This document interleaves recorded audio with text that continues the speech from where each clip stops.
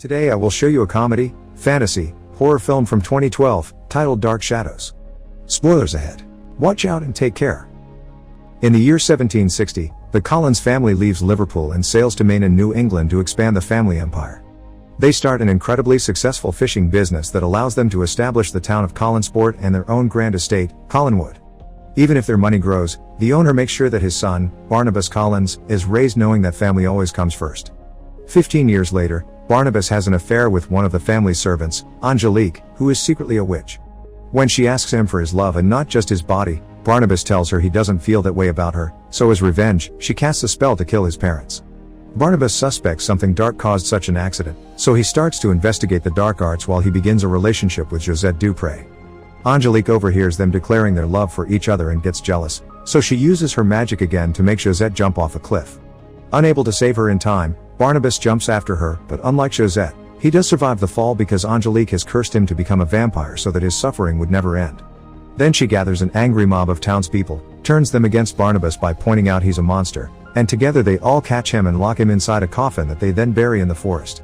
Years later, in 1972, Victoria Winters is on a train ride to Collinsport because she's seen an ad from the Collins family looking for a governess. Victoria isn't her real name, but she's running away from home and doesn't want people to know their real identity, so chooses Victoria from a poster on the train. When she arrives at the estate, she's received by Willie Loomis, the caretaker, who explains that the mansion, which isn't in a good condition nowadays, should have service of 100 servants, but it's just him and Mrs. Johnson. At that moment, Elizabeth Collins Stoddard, the family matriarch, shows up and speaks privately with Victoria to explain the job to her. After mentioning that it's just 7 people in the house including the employees and that there are areas of the mansion they don't even use anymore, Elizabeth asks her some questions that Victoria answers with a healthy amount of sass, which Elizabeth appreciates and makes her accept hiring her. Later at dinner, Victoria meets the rest of the family. There is Elizabeth's brother Roger Collins, who is a loafer, Elizabeth's teen daughter Carolyn Stoddard, who is going through a rebellious phase, Roger's son David Collins, who isn't doing well since his mother died when he was 5 and thinks he can see her ghost, and Dr. Julia Hoffman, a psychiatrist hired to deal with David's issues but spends most of her time drunk. Victoria sympathizes with David and tells him she believes in ghosts too, which Elizabeth doesn't take well. Moments later, when Victoria is getting ready for bed, she sees Josette's ghost in the hallway.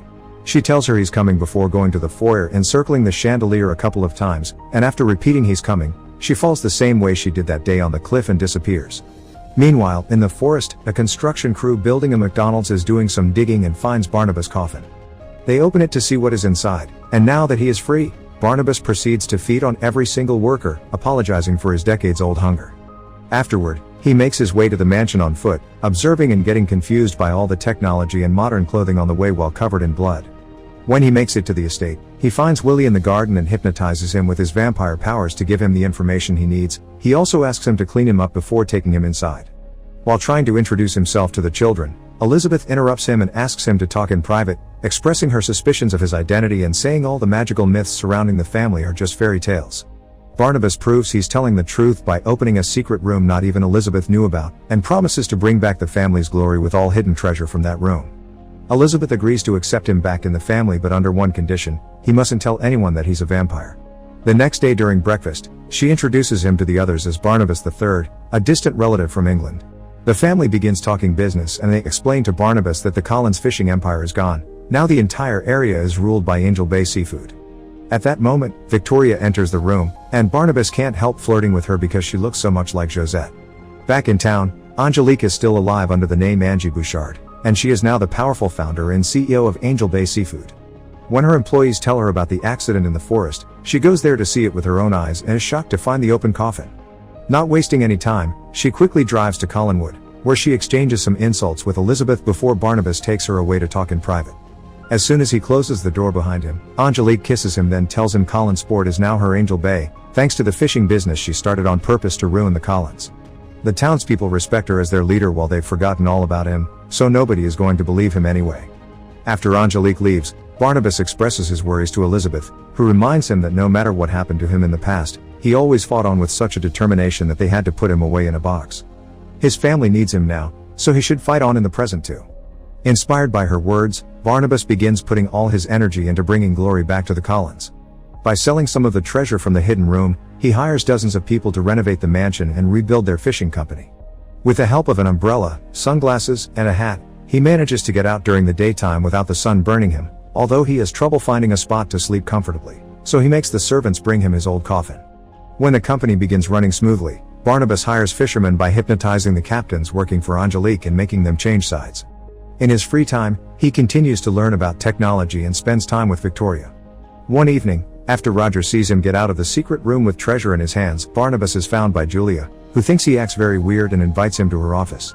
She hypnotizes him and gets him to confess his secret, so she leaves him behind to go yell at Elizabeth for having kept it from them. Elizabeth convinces her not to go to the police when she points out that Julia should be fascinated by him, and she is, so she wants him to stay and learn more about him. Sometime later, Barnabas asks Carolyn for advice on how to court modern women. Carolyn tells him he needs to drop all the old-timey attitude and hang out with cool people, so Barnabas ends up in a hippie circle, sharing stories while smoking in the forest. After the girls teach him that women want love and not money, Barnabas kills them all in order to feed himself. The next day, Julia begins giving him blood transfusions to see if it can cure his vampirism. When Barnabas compliments her, Julia reminds him of the doctor-patient confidentiality concept and gets on her knees in front of him to pleasure him. While Victoria and Barnabas continue to spend time together and bond over talks about the supernatural, Angelique is furious that the Collins company is being successful again. The board members don't understand what the big deal is because Angel Bay still reigns over 95% of the nets, but Angelique explains it's a matter of pride and carrying on what her grandmother started, a way to destroy the Collins family.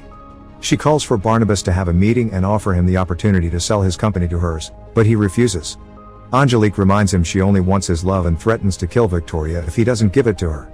Barnabas gives in and makes love to her all over the office, destroying most of it as they go.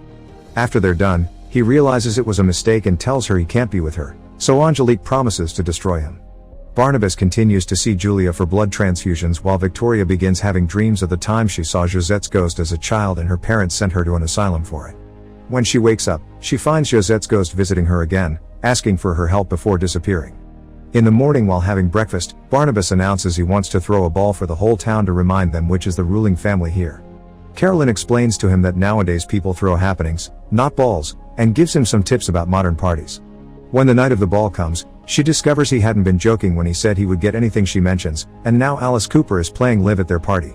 Since he isn't a fan of the music, Barnabas leaves to take a walk around the house and finds David taking care of the coach room instead of the employee, because his dad has asked him to take over for a moment and not let anyone get inside. Barnabas sends him away and climbs the outside wall to peek through the window, finding Roger being intimate with the employee and stealing wallets from people's coats. Afterward, he meets with Veronica on a balcony, where she tells him she knows about his feelings for her. She feels like she can tell him anything and that she's known him forever, and confesses she's always felt something pulling her to Collinswood.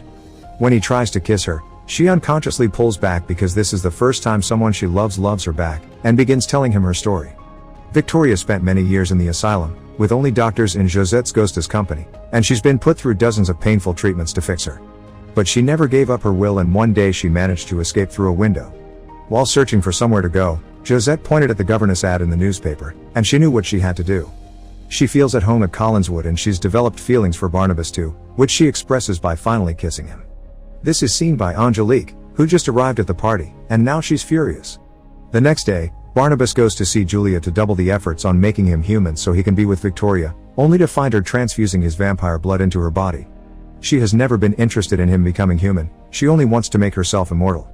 As punishment for breaking the family's trust, she bites her and kills her, not noticing her fangs growing. Then he asks Willie to take him on the boat to the middle of the sea to drop her body there with a brick.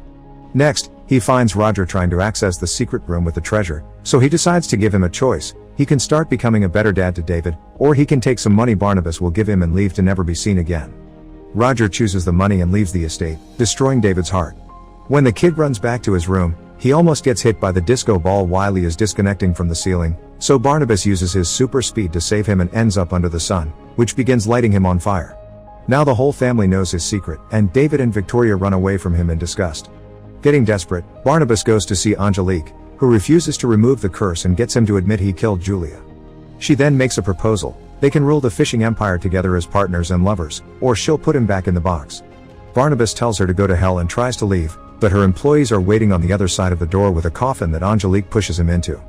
After closing it with chains, they put it in a van and drive to the cemetery, but only after Angelique uses a spell to make the Collins Company building explode. The coffin is abandoned in a mausoleum, only to be found by David some moments later, who learned about Barnabas being in danger because the ghost of his mother told him. Back in town, people are watching how the police and the firemen are taking care of the fire. Angelique shows up and plays a recording of Barnabas admitting he killed Julia, using it to rally the town against the Collins. The angry mob, together with the cops and Angelique, arrive at Collinswood right after Barnabas gets there too, and he's willing to confess if they don't do anything to his family but take Angelique with him as well. The sheriff tries to shoot Barnabas, but obviously it does nothing to him, so he proceeds to bite Angelique and make her skin crack in order to show she's a monster too. As the sheriff sends all the people away, Barnabas begins fighting against Angelique with the help of Elizabeth's shotgun and Carolyn, who reveals to be a werewolf. Sadly, they prove to be no match for a witch's powers, especially when Angelique enchants the house to attack its own family.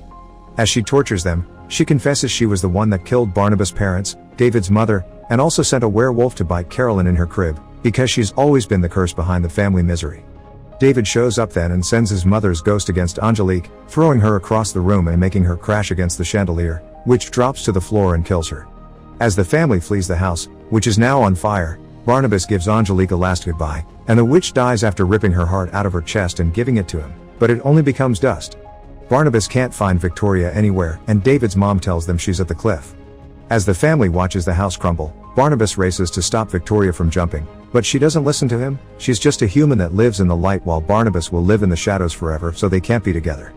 This depressing thought makes Victoria jump, and like it happened decades ago, Barnabas jumps after her, but this time, he bites her to transform her into a vampire before she hits the ground.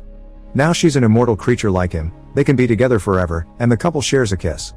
In the bottom of the ocean, Julian's body opens her eyes, revealing she's become a vampire too. Make sure to subscribe and turn on notifications so you can watch more videos like this. Thanks for watching.